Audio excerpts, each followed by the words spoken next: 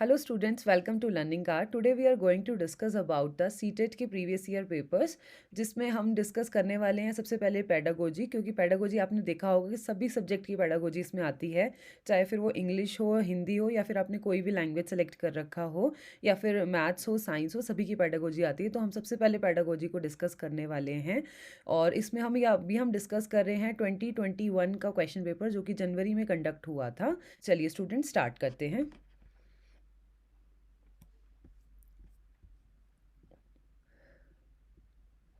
CTET के previous year paper में आपने देखा होगा कि जो फर्स्ट पार्ट आता है वो आता है हमारा CDP, child development and pedagogy.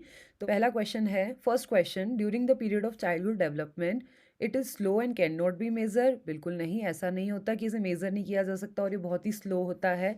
Second is it is multi layered and complex. बिल्कुल सही, हाँ मल्टी लेयर्ड होता है ये और थोड़ा सा कॉम्प्लेक्स भी होता है। Next is consist only of quantitative changes. No, quantitative के साथ क्वालिटेटिव चेंजेस भी होते हैं इसमें। It is disorderly and disjointed, ये भी बिल्कुल गलत बात बता रहे हैं। तो सबसे सही ऑप्शन जो हमें लग रहा है that is option number second. Now next question,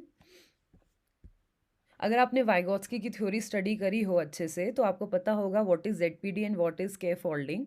so ZPD क्या होता है? फर्स्ट ऑप्शन, एक बार हम पहले ऑप्शंस पढ़ लेते हैं। The area between a child current level of independent performance and the level of performance that the child could achieve with the help of adults and more skilled peers. Yes, बिल्कुल सही बता रहे हैं, ये ZPD की बिल्कुल exact definition है। ZPD वो लेवल होता है जिसमें बच्चा मैक्सिमम काम तो वो अपने आप ही करता है, बट वो थोड़ी सी हेल्प ले लेता है, रेदर वो पीयर्स की हेल्प ले या फिर वो किसी एडल्ट्स की हेल्प ले या फिर किसी टीचर की हेल्प ले। तो मेरे अकॉर्डिंग फर्स्ट ऑप्शन तो सही आ रहा है। सेकंड देखते हैं, a range of task that the child should be able to do as per her age can not but can not, ये बिल्कुल गलत ऑप्शन बता रहे हैं। ऐसा नहीं होता बिल्कुल भी। The process where two individuals who begin with different understandings arrive at a shared understanding, ये भी बिल्कुल गलत ऑप्शन है। The process in which the child learn to perform task as set by the elder member of a society, ये तो बिल्कुल ही गलत है, क्योंकि नेशनल पॉलिसी ने हमें ये बताया है कि हमें कोई सेट के आधार पर नहीं पढ़ाना है, एकदम फ्री और स्मूथ एजुकेशन देनी है बच्चों को। तो मेरे अकॉर्डिंग जो फर्स्ट आंसर है that is the exact definition of ZPD। Now question number third, question number 3, according to Jean प्याजे children in formal operational stage. आपने अगर प्याजे की थ्योरी को स्टडी किया होगा तो आपने देखा होगा इसकी 4 स्टेजेस होती हैं, और जो पहली स्टेज होती है वो सेंसरी मोटर स्टेज होती है, second is pre operational stage, third is concrete operational stage and the fourth one is the formal operational stage, जिसमें बच्चों के अंदर हाइपोथेटिको डिडक्टिव रीजनिंग आ जाती है। बच्चा जो है लॉजिकल सोचना शुरू कर देता है, लॉजिकल कॉन्सेप्ट्स को सॉल्व करना बच्चा स्टार्ट कर देता है। तो ये मोस्ट डेवलप्ड स्टेज है प्याजे के अकॉर्डिंग। जितने भी एडोलसेंट स्टेज के बच्चे हैं वो सारे इसी स्टेज में आते हैं, फॉर्मल ऑपरेशनल स्टेज में। So first option is are capable of hypothetico deductive reasoning and propositional thoughts, बिल्कुल सही बात बता रहे हैं, बिल्कुल अकॉर्डिंग टू प्याजे इस स्टेज में ऐसा बच्चा करने लगता है। Second is are bound by centration and irreversibility of thought. Centration और इरिवर्सिबिलिटी ऑफ थॉट जो है वो बच्चे के अंदर कब आता है? वो कॉन्क्रीट ऑपरेशनल स्टेज में आता है। Can not conserve, classify and seriation, अगर वो कंजर्व नहीं कर पा रहा है तो वो प्री ऑपरेशनल स्टेज में है। Begin to engage in make believe and symbolic play, तो अगर सिम्बॉलिक प्ले पे वो बिलीव कर रहा है तो इसका मतलब बच्चा किस स्टेज में है? सेंसरी मोटर स्टेज में है। So first option is the correct stage according to formal operational stage. अच्छा, now question number 4, at which stage of Lawrence Kohlberg theory of moral development do individual believe that actively maintaining the current social system ensure positive human relationship and societal order? Kohlberg ने अपनी theory में 3 levels को explain किया है। पहला जो level आता है that is pre adolescence level, second is adolescence level and third is post adolescence level. So जो फर्स्ट वन है हमारा प्री एडोलसेंस लेवल, इसमें क्या होता है बच्चा राइट और रॉन्ग किस अकॉर्डिंग जज करने लगता है कि टीचर के पनिशमेंट और रिवार्ड देने पर ही वो परफॉर्म करने लगता है, कि अगर टीचर ने उसको पनिश किया इट मीन्स ये चीज़ गलत है, और अगर टीचर ने रिवार्ड किया तो इसका मतलब क्या है, वो चीज़ अच्छी है, हमें वो चीज़ करनी है। तो उसका खुद का माइंड सेटअप कुछ नहीं होता, वो टीचर के एक्शंस के राइट अकॉर्डिंग ही अपना राइट और रॉन्ग जज करने लगता है। उसके बाद एडोलसेंस जो पीरियड है कोहलबर्ग की थ्योरी में, उसमें बस सोसाइटियल सिस्टम की जो पर्सन है वो स्ट्रिक्टली फॉलो करेगा सोसाइटियल रूल्स को, कि सोसाइटी कहती है ये लॉ बिल्कुल सही है तो वो सही ही मानेगा, उसमें वो अपने माइंड का यूज़ बिल्कुल भी नहीं करेगा, सोशल सिस्टम्स को ही स्ट्रांगली बिलीव करेगा। और जो थर्ड आती है पोस्ट कन्वेंशनल, इसमें जो होता है, इसमें बच्चा क्या करता है, अपने माइंड का यूज़ भी करेगा, साथ में सोशल लॉज को भी लेगा, लेकिन सोशल लॉ के साथ साथ वो ये भी सोचेगा कि ये वाकई ये सही लॉ है या नहीं, वी हैव टू फॉलो और not, we need to follow this और नॉट, कि उसे वो फॉलो करना भी चाहिए या नहीं, तो वो ये भी उसके अंदर थॉट आ जाता है। तो according to law, at what stage of Lawrence Kohlberg theory of moral development do individual believe that actively maintain the current societal system जो मेंटेन किया गया था वो हमेशा सेकंड स्टेज में किया हुआ था, एडोलसेंस स्टेज में, प्री एडोलसेंस में भी नहीं था और पोस्ट एडोलसेंस में भी वो नहीं था। The social order maintaining orientation, बिल्कुल सही, सोशल ऑर्डर को मेंटेन करना था उसमें। द इंस्ट्रूमेंटल पर्पस ओरिएंटेशन, बिल्कुल भी नहीं, इंस्ट्रूमेंटल पर्पस ओरिएंटेशन तो प्री एडोलसेंस स्टेज में था। The universal ethical principle orientation, ये भी पोस्ट एडोलसेंस पीरियड में था। सो जो राइट आंसर है that is social order maintaining orientation, ये जो आता है ये second option is the correct answer है इसका।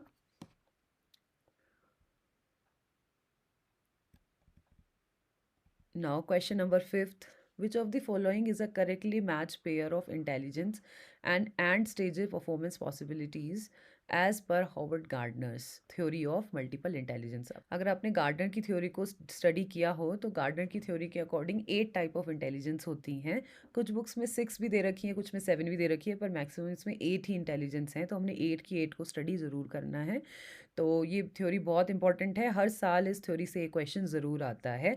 और इस बार भी जो रेगुलर एग्ज़ाम हो रहे हैं, 15 दिसंबर से सीटेट के एग्ज़ाम्स स्टार्ट हो गए थे, तो उसमें भी ये क्वेश्चन कई बार आया है, जो भी बच्चों ने हमें, स्टूडेंट्स ने हमें बताया कि ये क्वेश्चन ज़रूर आया है।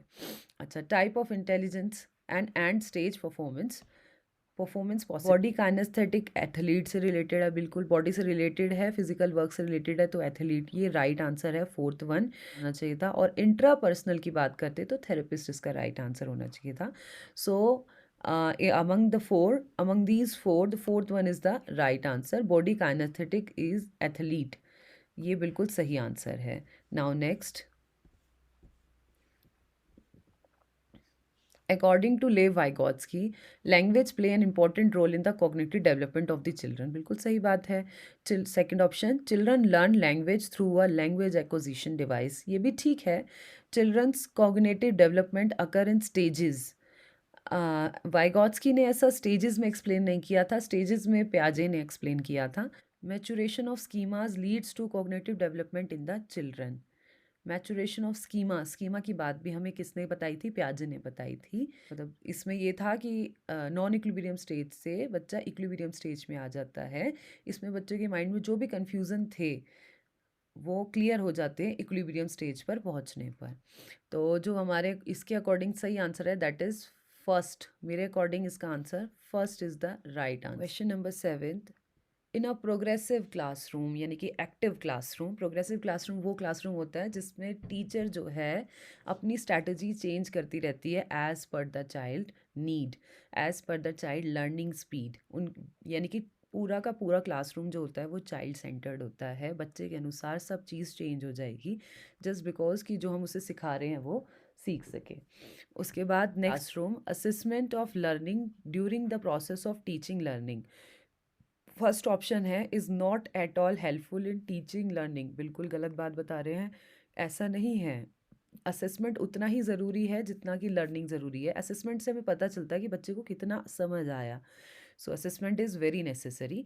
और सेकेंड ऑप्शन बता रहे हैं create hindrance in the process of childrens learning, ये भी बिल्कुल गलत बात है, बिल्कुल भी हिंड्रेंस नहीं करता, बल्कि हमें और क्लियर होता है टीचर को कि बच्चे को कितना समझ आया। is helpful in identifying high, low and non achievers for the purpose of giving feedback to the parents। बिल्कुल रॉन्ग है। एनसीएफ ने हमें बिल्कुल भी ये नहीं सिखाया कि बच्चों को पहले तो डिवाइड करो, आइडेंटिफाई करो कि वो हाई लर्नर है, लो लर्नर है या नॉन अचीवर है।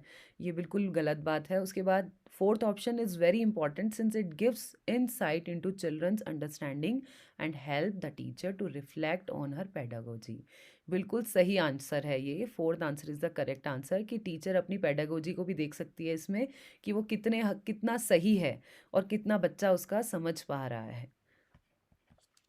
An effective classroom strategy to reduce gender stereotype and broadening developmental possibilities for all sexes is first, gender stereotype आपको पता ही होगा, यानी कि जेंडर के बिहाफ पर डिफ्रेंशिएट करना कि बॉयज़ के वर्क ये हैं और गर्ल्स के ये हैं।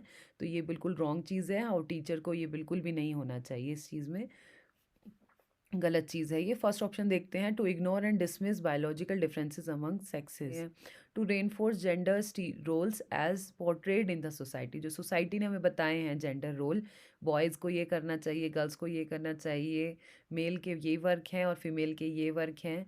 तो ये जो सोसाइटी ने हमें डिस्क्रिमिनेट किया है, हमें इसको फॉलो बिल्कुल भी नहीं करना है। टीचर के लिए वो एक चाइल्ड है, ना कि एक बॉय या फिर एक गर्ल। फाइन। उसके बाद नेक्स्ट है forming same sexes ability grouping, बिल्कुल गलत है। सेम सेक्स वाली एबिलिटी यानी कि बॉयज़ बॉयज़ को एक ग्रुप में डाल दिया और गर्ल्स को अलग ग्रुप में डाल दिया, ये भी बहुत गलत बात है। और fourth option forming mix sex activity groups and promote discussion, बिल्कुल ग्रुप डिस्कशन करें और ग्रुप डिस्कशन में हम मिक्स्ड सेक्स एक्टिविटी करें, यानी कि उसमें गर्ल्स भी हों और बॉयज़ भी हों। तो ये बिल्कुल सही आंसर है अब तक का। तो fourth answer is the right answer for 8th। Now next question number 9, multi language in a classroom need to be understood, बिल्कुल से समझना चाहिए as dash by the teacher as an asset and resource by the teacher, बिल्कुल सही बात बता रहे हैं, एक एसेट है टीचर के लिए। नेक्स्ट, हिंड्रेंस प्रोड्यूस करता है, बिल्कुल भी नहीं। प्रॉब्लम प्रोड्यूस करता है, नहीं। सिमेटिक इशू, नो नो, बिल्कुल भी नहीं। So first answer is the correct answer.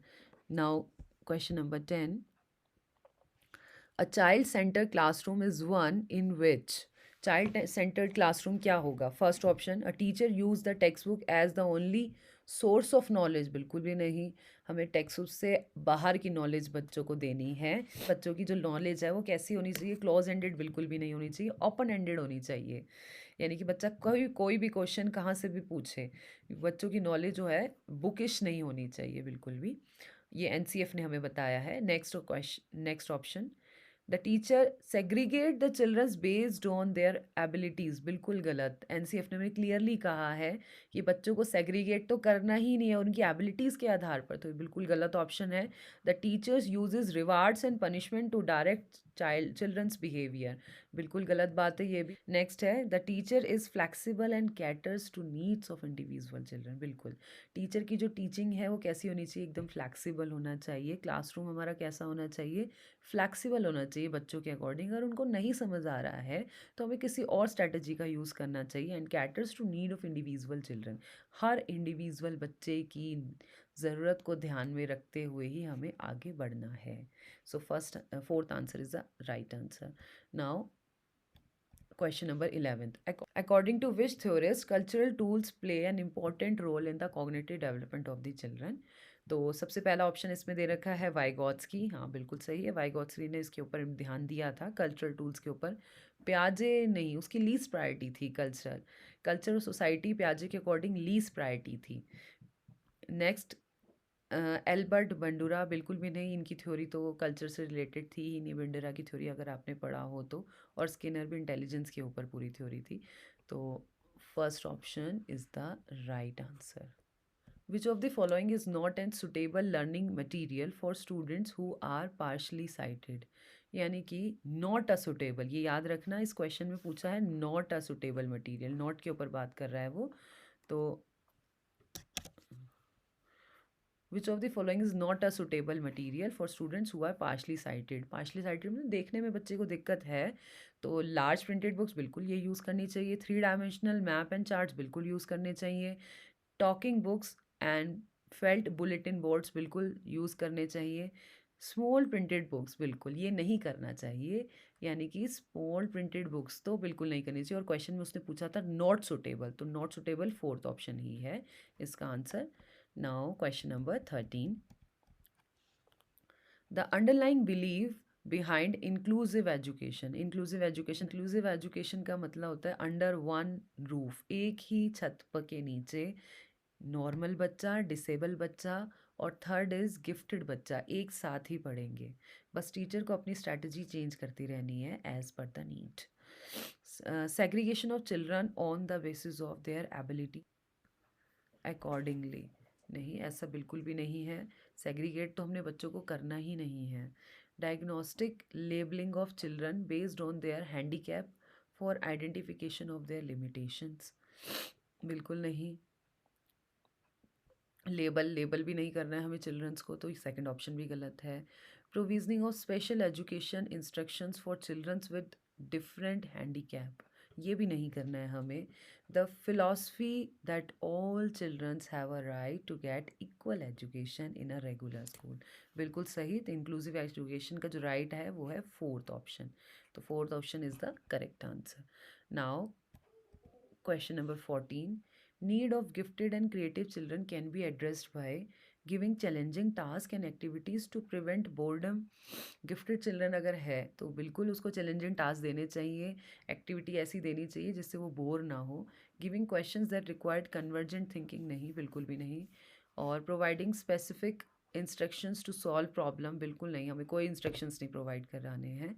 Administrating memory based task, बिल्कुल भी नहीं। तो फर्स्ट ऑप्शन इज़ द सबसे सही जो आंसर है वो फर्स्ट ही है। चैलेंजिंग टास्क देने हैं ऐसे जिससे बच्चा जो है बोर ना हो क्लास में, तो first is the right answer. Question number 15, children with dyslexia can be identified by finding out their social and cultural dyslexia, कभी भी नहीं बताया जाएगा इस तरीके से। Second option is through physical health checkup, बिल्कुल भी नहीं। फिजिकल हेल्थ चेकअप से फिजिकल, बच्चा हैंडीकैप थोड़ी है, डिसलेक्सिया हुआ है, हैंडीकैप थोड़ी है जो उसको फिजिकल हेल्थ चेकअप से आइडेंटिफाई कर लेंगे।